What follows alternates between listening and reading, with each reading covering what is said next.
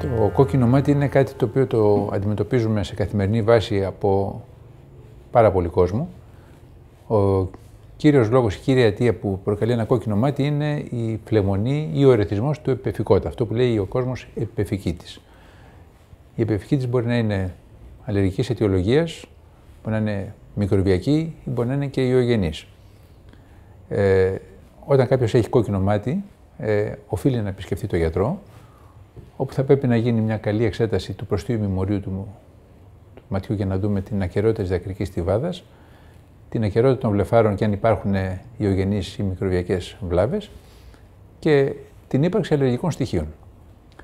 Τα συνήθεια αίτια που κάνουν αλλεργική επεφικίτιδα είναι κυρίως επιδράσεις από το περιβάλλον, όπως είναι ο ήλιος, ή ακόμα και επιδράσεις που έχουμε στα σπίτια και στους χώρους δουλειάς, όπως είναι η ακτινοβολία από την οθόνη των υπολογιστών, αλλεργικές αντιδράσεις από τα καλλυντικά και διάφορα άλλα πράγματα που έρχονται σε άμεση ή έμεση επαφή με το μάτι.